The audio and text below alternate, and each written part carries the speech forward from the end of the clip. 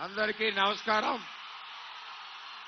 ఈరోజు పిఠాపురంలో భారీ బహిరంగ సభ, పొద్దుటి నుంచి భారీ ర్యాలీ, ఎక్కడ చూసినా జనసంతోషం. మన నియోజకవర్గంలో ఇప్పటి వరకు 5 సంవత్సరాల నుంచి కూడా రైతులు దగ్గర 500 కోట్లు నష్టపోయారు.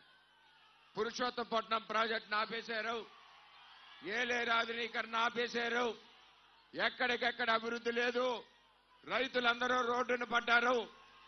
రాబోయే రోజుల్లో పురుషోత్తపట్నాన్ని ప్రారంభించాలని, అదేవిధంగా ఏలేరు ఆధునీకరణ పునః ప్రారంభించాలని, ప్రతి ఒక్కరికి గ్రామాల్లో పట్టాలు ఇవ్వాలని, పక్కా ఇల్లు నిర్మాణం చేయాలని చెప్పి కోరుతా ఉన్నాం. అదేవిధంగా మిమ్మల్ని ఒకటి అడుగుతున్నాం, వైఎస్ఆర్సీపీ పార్టీ అభ్యర్థి వంగా గీత గారు 5 సంవత్సరాల్లో ఎవరికన్నా కనపడ్డారా? కనపడిన వాళ్ళందరూ చేతులు ఇలా అనండి. కరోనా వచ్చినప్పుడు వంగా గీత ఎవరినన్నా పలకరించిందా? ఎవరికన్నా కష్టం వస్తే వంగా గీత ఎప్పుడన్నా వచ్చిందా? మరి యువకులకి ఎవరికన్నా కష్టం వస్తే ఎప్పుడన్నా వంగా గీత వచ్చిందా? రాని వంగా గీత కావాలా, రోజు కనపడే మనం కావాలా? ఒకసారి మీరు ఆలోచన చేయాలి.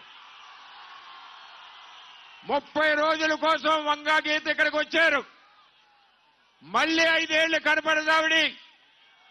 ఈ ఊరు కాదు, పొన్నూరు వంగా గీత ఇక్కడ కాదు.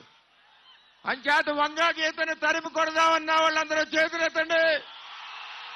తరిమి కొట్టాలి.